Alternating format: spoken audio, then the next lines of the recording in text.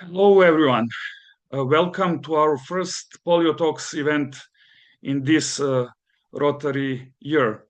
I'm very happy that we gathered at this online platform and that we have opportunity to start this Rotarian year with a lot of enthusiasm, a lot of energy, and a lot of motivation with our past president, Holger Knaack, and this year's chair of trustees of the Rotary Foundation.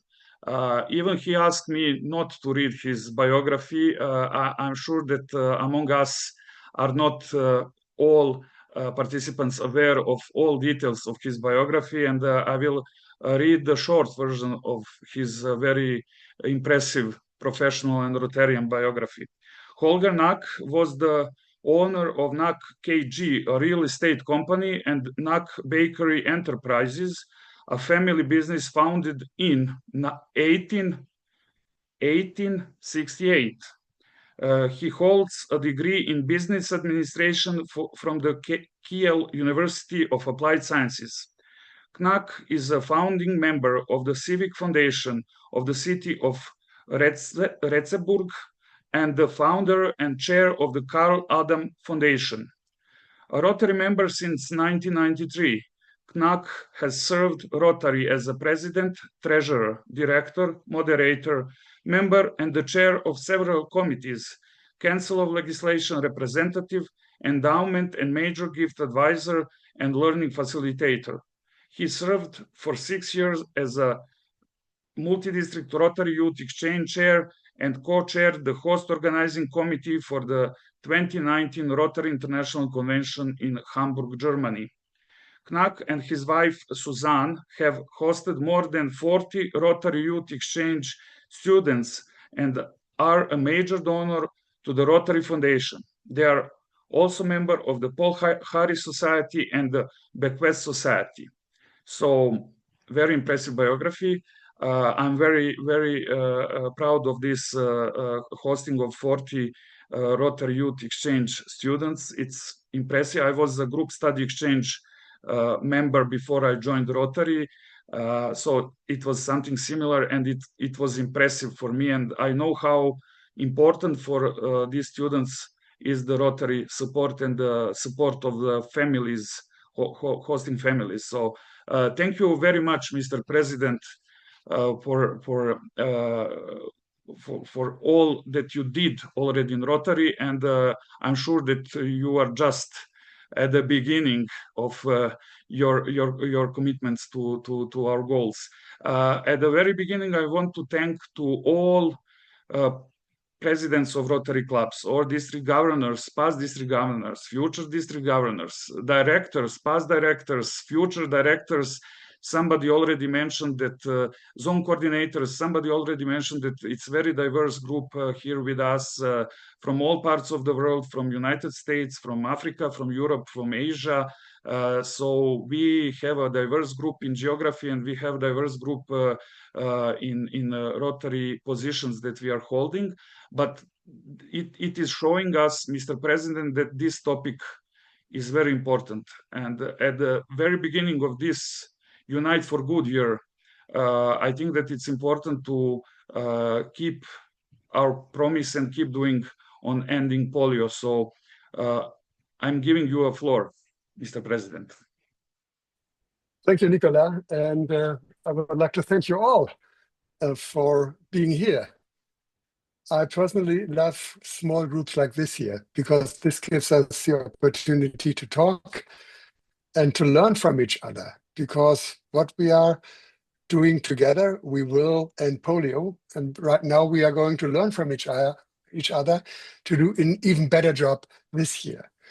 And I would like to thank you, before there are so many fundraisers among us, but I would like to thank all of you that we reached these incredible goals this year. We definitely reached this 2.2025 by 2025. Okay, with the help of the American stock market. That was really helpful. It was unbelievable.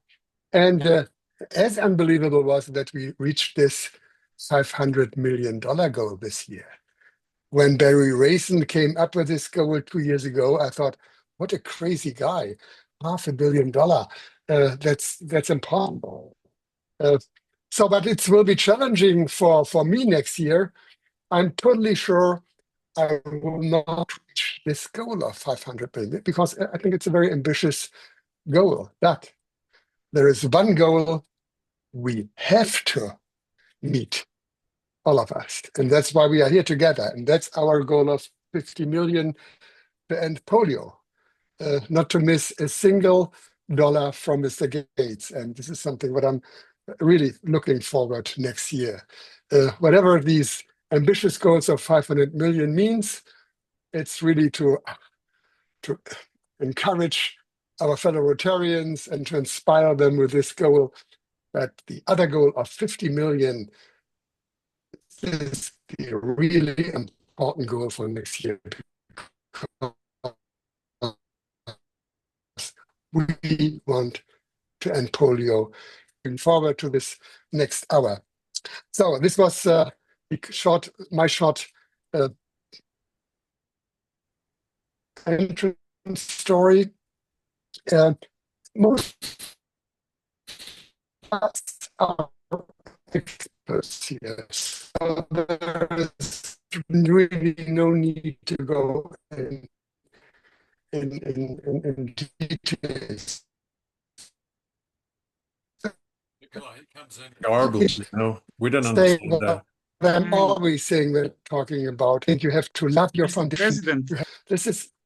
We are a powerful foundation. We are really powerful and good foundation. Nobody else has peace centers like we have. This is so unique. And it's also unique that not the trustees are taking the decisions what to do with the money. It's you, it's clubs, districts, and donors who are taking the decision what we are doing with the money. Just the trustees are just setting some rules, some corner points about how to spend the money. And our foundation is trustful. I'm saying this very often, and this is something I'm really proud of. This matching of 2-to-1, what the Gates Foundation is doing, this doesn't happen somewhere in the virtual room somewhere.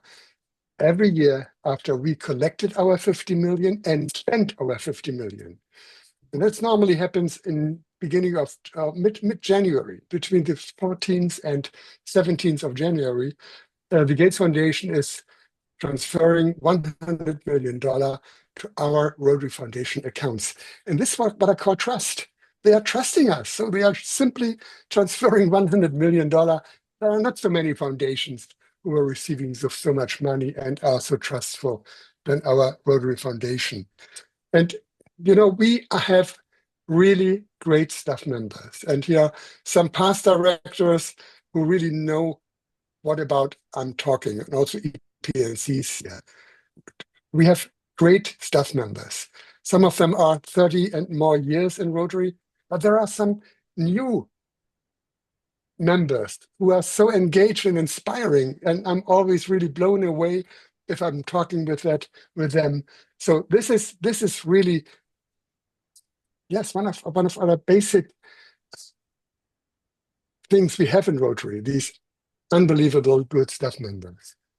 And very often people are talking about, there are too many overhead costs. Okay, when I'm traveling, I'm definitely overhead costs, no doubt. But the other staff members are really looking that we are spending our money wisely. Spending the money wisely simply costs money because we are looking for impact and we are controlling impact and we are doing, really making our programs evidence-based, and we are doing a good stewardship on that. And so all these things are things we can be proud of. The last thing is polio. No other organization started a program like we started.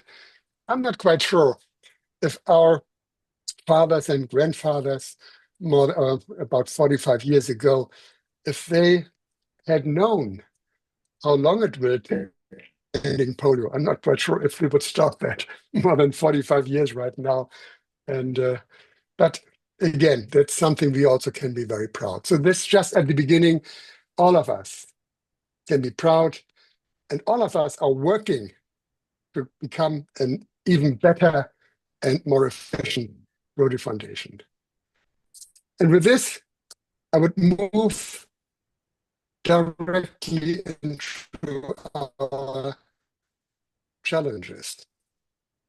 We all know that last year the numbers went up. There are many reasons. There's not just one reason. One of the major reasons, 5 years, when the government in Pakistan changes, the numbers are going up. We saw that also years in other countries when there was polio in more countries, but in Pakistan it's definitely the case. And I will go about 5 weeks to Pakistan together with President Francesco and polio chair Mike McGovern to Pakistan to have a meeting with the Prime Minister and the Chief of Army Staff to put some more urgency on this here. Not put a 4-star general. We cannot push a 4-star general. So we have to be very sensitive here.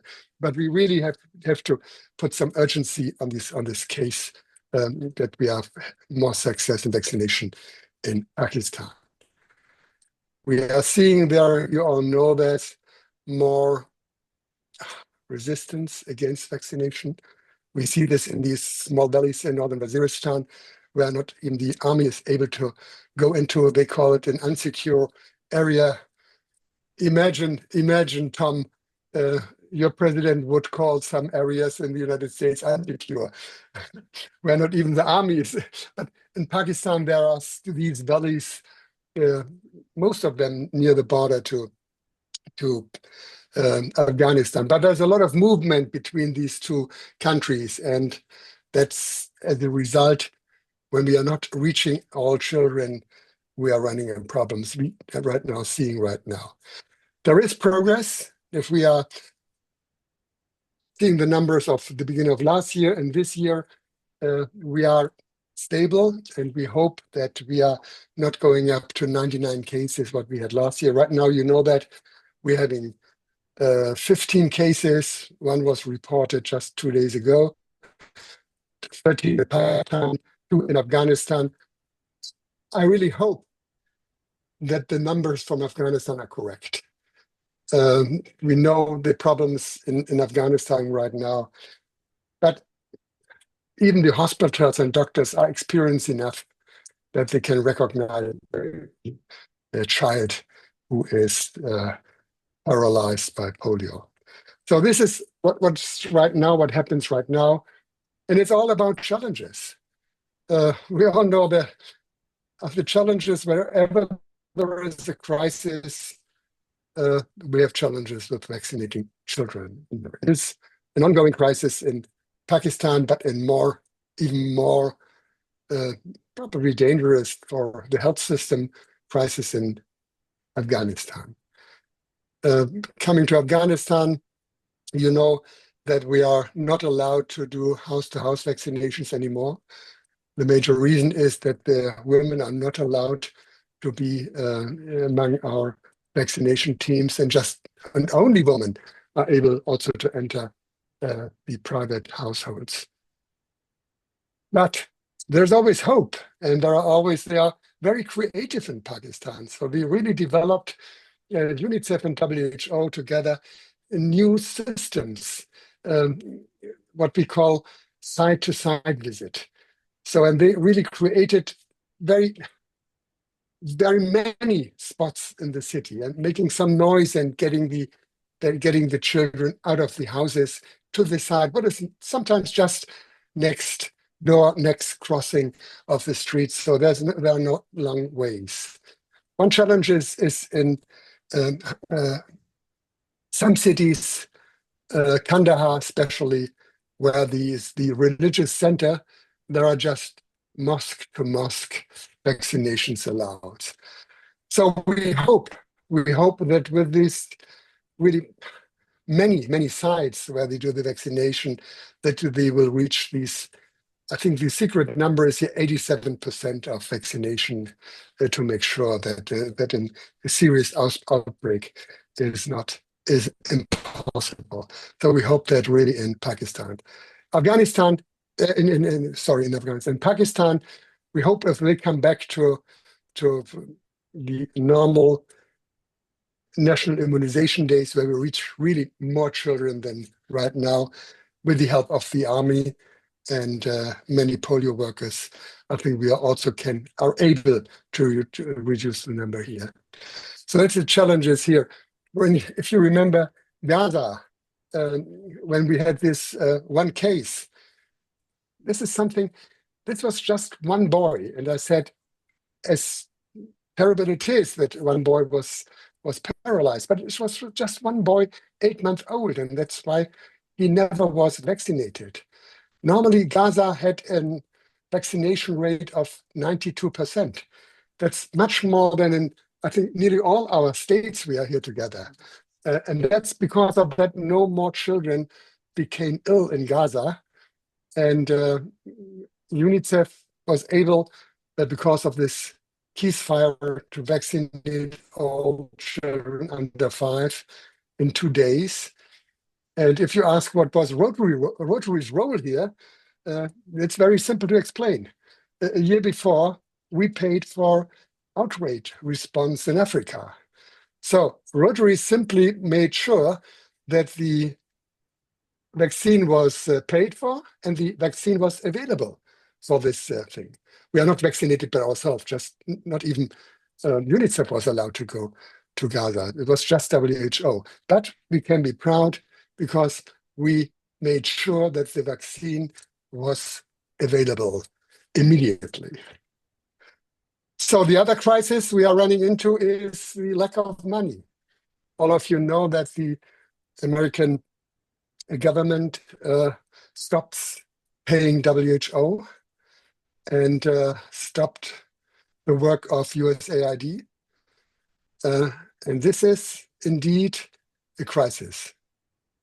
USAID not many people know that, probably the experts here. USAID ran most of the laboratories where we made the surveillance, where the wastewater was, sometimes I'm looking for English words, where they really made sure that they found the virus in wastewaters, and this was mostly paid by USAID. So there are some options right now that other organizations stepped in, also national and regional organizations, but this is definitely missing. The other point is that WHO is really firing people right now in Geneva because they have too many people right now. That's how it is. But we all know in every crisis, there's also a chance. And there's definitely a chance here, probably to reorganize WHO and make WHO more efficient. On the other hand, we are also looking for being more efficient in our national immunization days. And this is about our money. You know, we are paying for the immunization days, social mobilization, all these different things in Pakistan and Afghanistan. And from now on, we have to double check each dollar, spending dollars here much more than before. And there's also, how I see it, a chance in this crisis, not to say opportunity, what we doing here. But so this is what happens right now. But again, there's also hope. You know, just 2 months ago, CDC, the American agency, was not allowed to talk with us. No communication was allowed for them. 2 weeks ago, we had this International Polio Plus Committee meeting in Calgary. And there was a representative from CDC, one of their directors. She became permission to come to us. And this is what I call hope, that we also get some more support from the United States, maybe some more money to really do the job. So everybody was really surprised that this director from CDC could come to Calgary to our International Polio Plus Committee. So let's see what happens right now. What I said is, yeah, there are a lot of challenges, but there is also hope. And my favorite story, even if I'm talking again very long, but my favorite story is always when we are discussing costs in our International Polio Plus Committee. And if they are asking for money, UNICEF or WHO, it's not just asking for $22 million. That's a huge amount. And who can imagine $22 million? That's, by the way, one national immunization day in Pakistan. But every line, there are dozens of spreadsheets and with the money they needed, and every line in the spreadsheet is one cost center, and there are more than 300,000 polio workers doing the work. And they got less money right now. We pay them between $3 and $5 a day, not an hour. And there are 100,000 soldiers who are supporting us. There are 4,000 cars hired. There are 20,000 motorbikes hired for that. 20 boats of the River Indus to help them. So every single line from, and I'm always looking at the very last end for the smallest numbers. And there were right now where there were two lines with, one was a little bit less than $100,000 and the other one was with $20,000 among 22 million. So every single dollar is listed, and I think that's why we really can be, we know that the money is wisely spent. So the second largest amount or smallest amount was for soap, simply for buying 200 pieces of soap as a giveaway. If people are coming out of their houses and coming to vaccinate, so they know it's not just saving our children, but also get some piece of soap. That's a giveaway. And the last number is 20,000. This is for buying purple markers, for make the fingernails of the children, one fingernail, purple. And even this number is listed here. So it's really a quite complicated process to do the budget for that, but it's really listed line by line. So that's why I'm really trustful that we are spending our 50 million wisely here. So with this right now, I'm definitely talk too much, Nicola. So thank you, Mr. I just President. wanted to talk for 15 minutes now. It's Don't worry. I have a first question. don't stop talking now. No, just to continue your intro speech, just a question. How can you help us with encouragement how to deal with countries and the regions that luckily didn't meet with polio for decades? So how you are explaining to Rotarians you are meeting with why we need to continue with this fight when we don't see that disease around us? 2 points. Remember, we had 2 years ago, we had a polio case in New York, and that's because of the low vaccination rate. So that's an alarm clock for all countries that how fast polio can come back. Right now, Germany, can you imagine that Germany is called as an outbreak country? Germany is called a polio outbreak country right now because they found polio viruses in Saxonia in wastewater. So you know, and these are like an alarm clock. It's like, hey, imagine it is there, it is still there. So we have to do something against that. Yes, thank you. So let's go with the questions. Hakan, then Walter, then Bernard. Well, thank you very much, Nicola. President Holger, thank you very much. Nicola, it is very good that you are combining foundation and polio plus together, because polio is directly related with the support of foundation. That's extremely important. Therefore, it's very nice just to create such kind of a combination. Mainly, Mr. President Holger, as you explained, Rotary has contributed billions of dollars and also countless volunteer hours to polio eradication. And now, as far as we know, we are coming to the end, and the Rotary Foundation is trying to help. How is the Rotary Foundation adapting its strategies? For example, there are some vaccination hesitancies, there are also some conflict zones, and also there are other type of health issues, health services, for example, like clean water. Therefore, how is the Rotary Foundation adapting its strategies, including polio, as comparing with also the other health services that Rotary is aiming for? Thank you for that question, Hakan.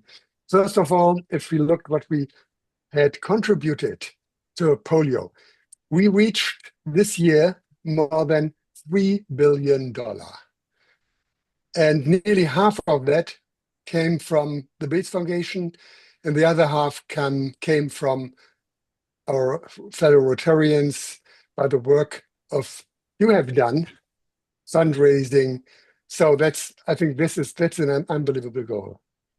So what you'd call this, it's always what we're trying to do is a comprehensive strategy. We are looking, of course, in Pakistan and Afghanistan for polio, but especially in Pakistan, we are doing a lot of more things. Think of the health strategy, what we are developing right now, focusing on the major diseases killing children, and that's in Africa: malaria, diarrhea, and pneumonia. This is what we are doing right now already.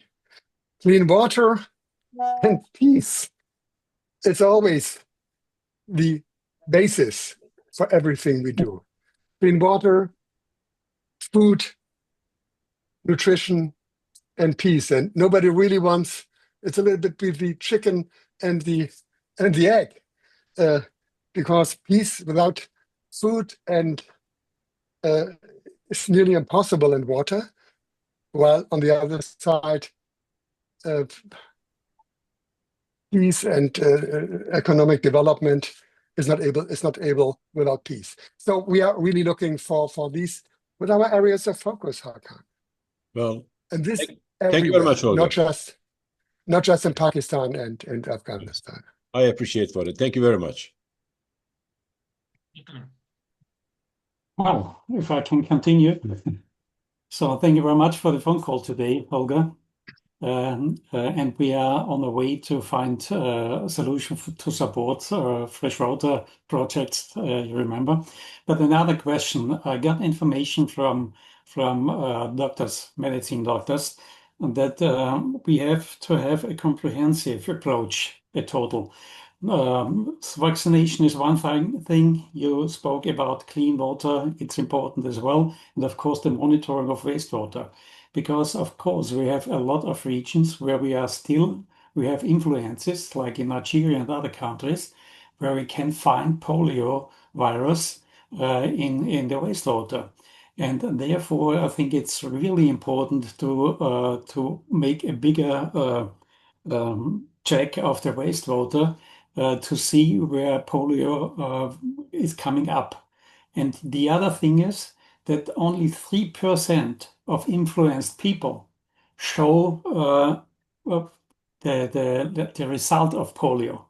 So we face only some people who are influenced directly, what you can see. But the other ones who are inflicted, you can't see the effects on hands or things like that. So it's really a big challenge to follow these different ways to catch all these ideas together to make a good solution. Question is, what is Rotary going on in this committee for polio to bring in all these interests together? Thank you for that question, Walter. It's of course a comprehensive approach what we are doing. We are not just looking for clean water. We are looking what to do with the wastewater and how can we use it. And that's one part. And with no doubt, we are all of our projects are having this approach. Secondly, it's hygiene. That's number one. There's so many diseases. They are just because of the lack of hygiene, and we are also definitely working on that. And the other point is, if we are talking about the vaccine-derived polio cases, mainly in Africa, and there are just right now 3 countries. That's Nigeria, Chad, and Ethiopia, where we find about 100, no, not even, about 60 cases of polio-derived cases here.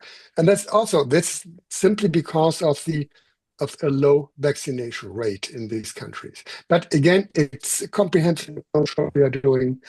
And but sadly, in Afghanistan, we are limited with that, what we can do there.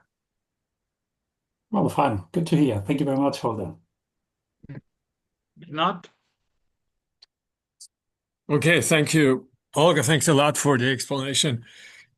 You know, when I look at the numbers, who are giving from the districts or from the clubs, you know, the numbers are not really increasing. And, you know, the latest numbers were given, I think, a couple of weeks ago. And when I look at that, I said, look, I mean, there is no improvement of the districts who are giving just a little bit and also the clubs not giving. This sounds like, you know, we had this kind of situation many, many years ago already, and it's more or less the same thing. What could you do? What could Rotary do during this convention, during, you know, training the governors and really get them on back on board to really to do something? It seems to me like we have a PFS, you know, kind of system as a thing to work with. What I mean by PFS is polio fatigue syndrome, you know, because, you know, guys are very, you know, it's too long for a lot of people. And when, frankly speaking, when I ask the governors, you know, because I was an EPNC just to be part of the district governor conference or the PETS training seminar, you know, they all fended off and said, no, we don't need that. You know, when I asked for 15 minutes, they said, no, we don't need that. We don't need about polio and we don't need that and blah, blah, blah, blah, blah. Why is that happening? Why is that training for the governors, you know, not really explicitly focused on the polio issue? Because I don't know how many business people are around, but there is a law of diminishing returns. The more money you put in, the less you get out of the whole thing. And we're right at the end of this road to finish polio. But, you know, it seems to me that there is not enough power behind, you know, training the guys who are responsible for that. And, you know, and the other thing is, I, as an EPNC, I could not talk to the presidents of the companies because of regulatory, you know, issues. And I cannot send out to the clubs any kind of email because the governors didn't allow that. I mean, and that turns out in numbers.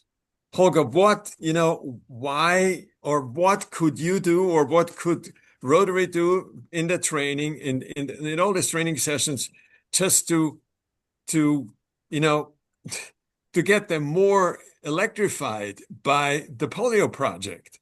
Because, you know, the numbers tell the story.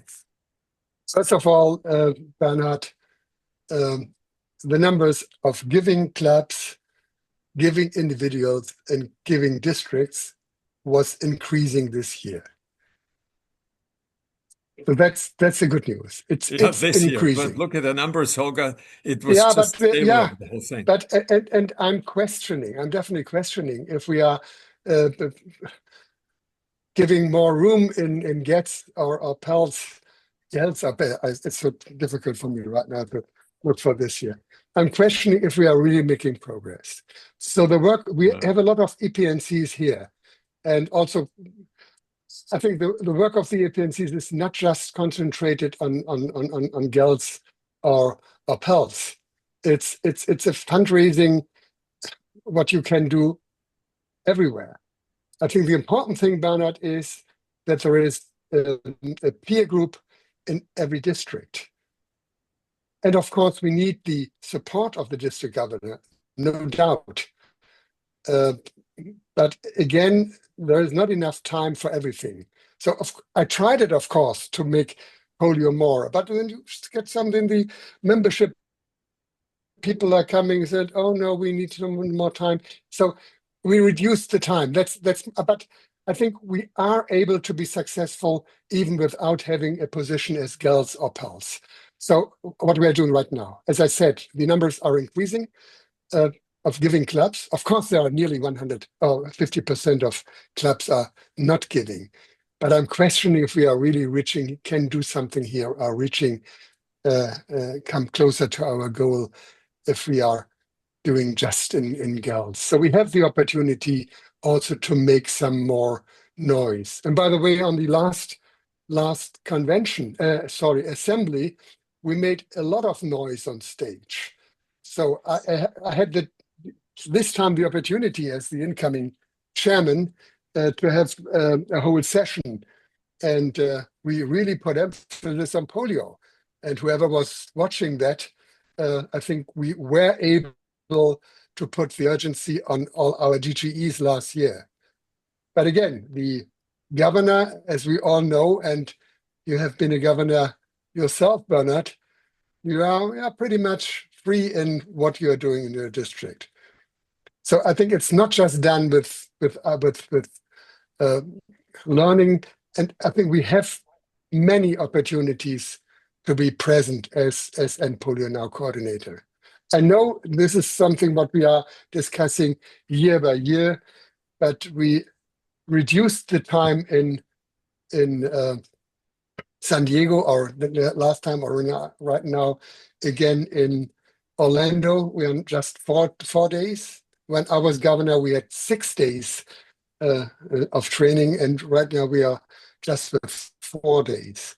But I think I never met a district governor-elect who was not willing to support our polio efforts, to be honest. Let's talk about it. Do you have my phone number, have my email address? I would really welcome to have a short but very briefly, we are right now not able to add more time for polio in girls. Definitely not. Thanks a lot. Now 2 more questions, Katerina and Dafer. Thank you. Thank you, Nicola. First of all, I'd like to thank President Holger for a very, very informative presentation. I enjoyed it, and I've learned a lot. President Hogan, Holger, I have been hearing about Pakistan for many, many, many years. Every time I enter a polo meeting, Pakistan. Yani, I think one of the best things that you're going to do in the future, which you have mentioned in your presentation, that you need to connect with the government, and therefore you're going to go and meet, I hope, the Prime Minister, and explain to them without meeting government. As a government official, I can tell you, without meeting governments, governments need to have a stake in this. It's not only all up to Rotary. Rotary by themselves, they cannot, one hand cannot clap. It has to be 2 hands. You really need together the Rotarians supported by the governments. And maybe there are many other governments other than Pakistan. I'm just using Pakistan as an example, but there are many other governments. I think the governments who don't have polio, as been mentioned just now, feel not that excited about doing anything about it, because they feel they have a free country, free polio country, so they are safe. But nobody's safe in this world. Polio could fly from one place to another. Polio could could be everywhere, anytime.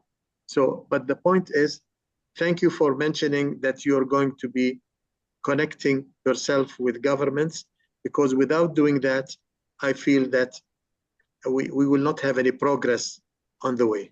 Thank you very much. Thank you for that, and you're absolutely right. And it sounds probably arrogant when I said I have to meet the Prime Minister in Pakistan, and with some chance also the Chief of Army Staff.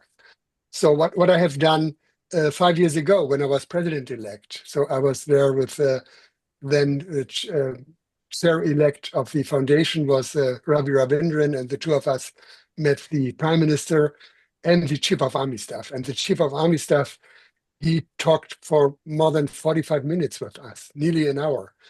And this was really a success. And we all of us, we really made a better job right after this. So we hope that we can achieve that in this week.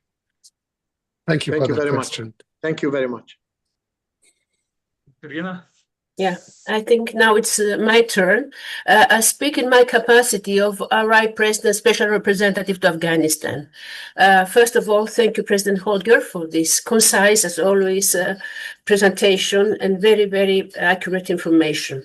As you mentioned, Afghanistan, it's a very difficult country, very difficult. There are a lot of concerns about polio reporting, especially in the remote areas. And our Rotarians there say that we should really focus a little bit more on offering, real information and real numbers. The second thing, which is a good thing, is that at least Kabul City Club has been recognized as an official NGO in Afghanistan. So it's just the beginning to build bridges of communication with the government there. It was a big step, and believe me, it was very, very difficult to achieve that. And third thing, and the most important, there is a polio committee there, and we have some dedicated Rotarians being part of it. There are complaints, a lot of complaints that are ignored. They're just names on papers, and it's only 1 or 2 people who are involved in Rotary in polio eradication in the country. We had a meeting with Nicola, a closed meeting, so to let them speak freely and express their concerns. Nicola conveyed the message to Rotary leadership, but nothing has been done so far.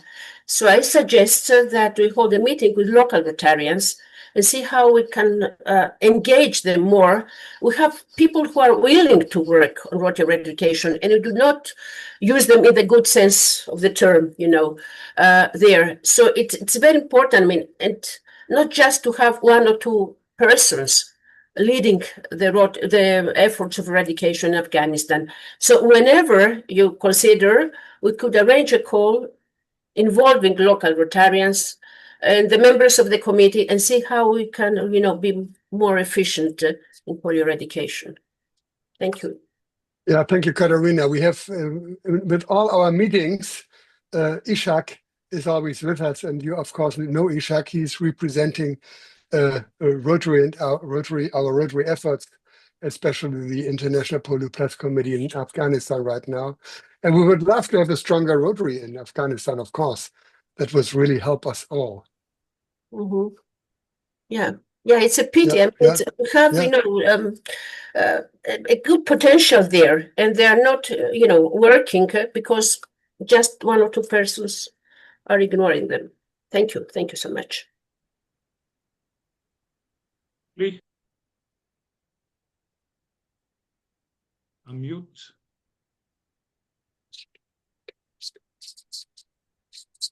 Yeah, Terry, you have to unmute yourself. There we go. Yeah. Okay. I just wanted to, it was good to see Holger in Calgary, and I thought we did a better job in Calgary than we have in the last several conventions, I think, of presentations at the plenary sessions, as well as the booth in the House of Friendship, the 360-degree movie that they were showing. Just had lines of people all day to see the movie that was supported by the Gates Foundation, I understand. and was very well done. So it seems to me like the people that are at the conventions are enthusiastic about ending polio. It's our jobs, I guess, as in Polio Now coordinators to reach those clubs and districts that don't necessarily are not that engaged, don't come to the convention, and don't see that passion that the rest of Rotary has for ending polio. So I think it's great that we did that. I hope we can continue that in future conventions, and I think that's our real task, is reaching those clubs that we know in the past haven't supported polio, and obviously they just have missed the message somehow. Thank you, Terry. And I'm totally sure that at the next IA in Orlando, then incoming chair, or even already now incoming chair, Jennifer Jones, she has some brilliant ideas to make some noise and to let every district governor-elect know how important it is to put some urgency on polio. I'm totally sure that she will do that. So we had done this year, and we had done this when I was a president-elect, and Jennifer was my moderator at that time. So it really works, and that's what we can do.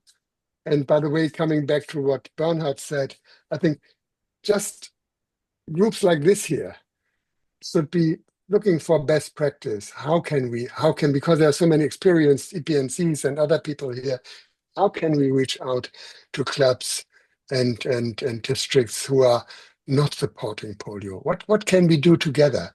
Because, you know, as I'm just talking, I'm standing there and give some talk, and people are hearing or not listening.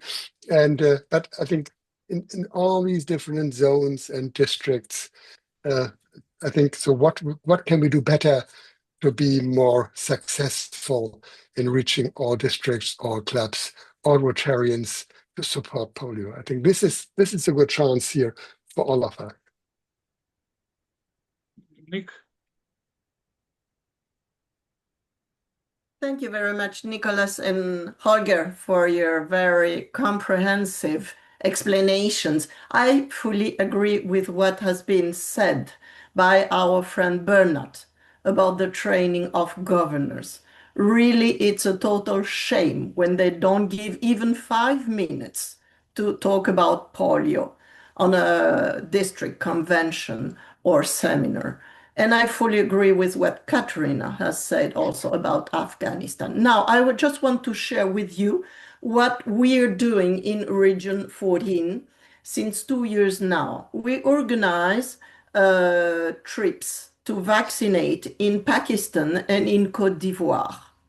At least 34 Rotarians have been going to those trips during 7 days, and they meet local Rotarians, they meet WHO professionals, UNICEF, and they live the reality of vaccination. Now, they are polio ambassadors when they come back. And we ask them during 1 year, at least, at minimum, to visit the clubs with the polio coordinators in the districts. Because when you share an emotion, when you share a reality of what is children's eyes or parents' eyes when their children get vaccinated, then you stimulate more donations. Yet we don't have the numbers, right? Because it takes a little time to organize all those different visits. But we really hope by the end of next Rotarian year on June 2026 to be capable to demonstrate the power of the storytelling and the power of those Rotarians that have been really experiencing the reality of the poorness, of the slums, of the car, of the buses, of the markets where children are vaccinated. So we will follow up that very carefully with the numbers and come back to you with more details. And any of you are interested in organizing such trips, we can also help. We will be very happy to contribute. Thank you. Thank you, Veronique. And it's for me, most important is always that Rotarians are taking ownership of this program. If you take ownership because you know what happens and how it happens, this really makes the difference. And whatever program it is, it's for me, it's Rotarians have to take ownership of these programs. But again, coming back to that, what Bernard said and you said, yes, of course, and it's for me, it's totally okay that you're asking for that, or if there is a demand among EPNCs. That's part of your job. I totally agree with this, but I personally think instead of having 5 minutes, I think what we have done on stage, that took 20 minutes. Talking about polio, showing the video, the vaccination video, and showing the video of what Bill Gates said. I think this, for me, creates probably more awareness, more visibility than just a 5 minutes talk. But again, I think it's part of your job to do this demand. I appreciate that, because that shows me how engaged you are in this here. And I would like to thank you for that. Thank you very much for that. We have time for one more question. If anyone wants to ask some of directors, some of the zone coordinators, some of the governors, past, elect, or today's, we are going to Lebanon. Okay. Thank you so much for this wonderful presentation, President Holger. I just have one question in mind. Can we have an idea if we have in mind any deadline, maybe let's say 5 years, 10 years, to convince people that this project will end or it will stay? I would love to have that. Absolutely. I would love to say, we tried to do this already this year. Our goal was to end polio this year. And then, unfortunately, we saw these upcoming challenges. And I would like to quote Dr. Tedros from WHO. He said, we don't say this close anymore, because, but he said, we are close, and probably don't know right now how close we are already. Because if you think back 12, 15 years, the numbers in India went up because we are able to end polio in India. So this again gives hope. And yes, it's the polio fatigue, what we can see, but it's right now our work to fight that, to combat this fatigue, and with more visibility, with more people who taking ownership. And I love the approach of Veronique, because that's something, these ambassadors who are coming back and see what they saw with their own eyes, and how important it is and how efficient it is what we are doing. That's the way how we can be successful. And by the way, we are going to do the same thing with our other great programs in Africa and India right now, with the program of Scale and the Healthy Community Challenge. So my goal is here that people, Rotarians, can visit these groups of people who are going from village to village with basic medication and tests to help people in Africa, or have a look to these harvesting programs and water harvesting in India, so that they can have a look, and then coming back being inspired and inspiring other Rotarians. As I said, and this is very serious for me, it's all about ownership. If Rotarians are taking ownership of these programs, they are willing to do advocacy for that. They're also willing to do advocacy for more contributions. But unfortunately, I cannot tell you that in 2029, what is the next goal of the Polio Eradication Initiative, we are really able to do it. So better to stop using the sign. Yeah, we don't do that. I love this. Together we end polio, with the emphasis on together and ending polio. Together we end polio. It's a wonderful phrase and a wonderful theme for us, for all of us here. Thank you. And for the end, Mr. President, I'm asking you for some motivational closure of this meeting, to inspire us to spread the word to the world in this year.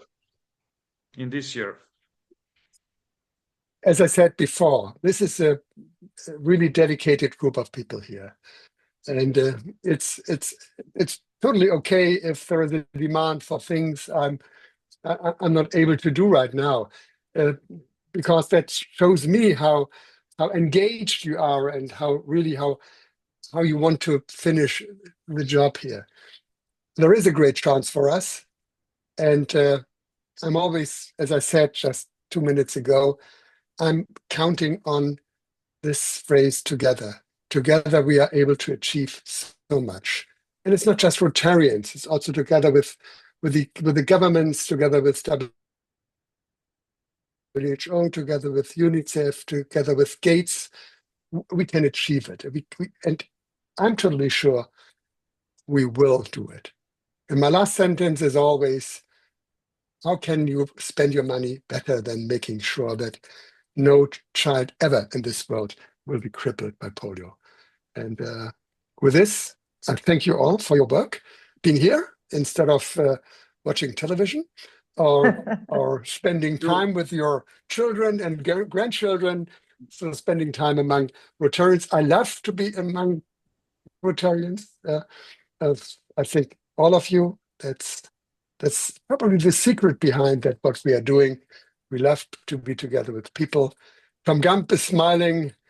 Tom Gump, right now you can put again more emphasis on membership in your zone, because you have some free time right now after your great job being the aide to the president. So I would like to thank you all, especially Nicola, for setting up this meeting here. And again, together, we will end polio. Thank you very much. Thank you, Mr. President. Thank you to all of you. It was very useful 1 hour. It was nice meeting all of you from all around the world, from very different countries and continents, but connected to end polio. So I will end this meeting with a short story from Evanston. 1 month ago, I was there for some meeting, and we had a lunch in a restaurant nearby to the headquarters. I was wearing a T-shirt of Rotary, but on my back there was a big End Polio Now logo. So we were sitting on the round table, 10 of us, and everybody has a pin, but only me has this big sign of End Polio on the back. And some lady approached me and she said, "Sorry for interrupting you. I'm the wife of the owner and of the restaurant, and my husband is a survivor. I want to thank you for everything that you are doing for ending polio in Evanston, 100 meters from headquarters of Rotary International." It was so emotional, the moment that you can meet somebody that is connected with survivor 100 meters from headquarters, not in Pakistan, not in Afghanistan, in Evanston. So that was a story that is showing us that we need to continue with this, and we need to find ways to finish our fight. So thank you, Mr. President, and thank you all. Thank you, Nicola. Thank you all. Good evening. Have a great time.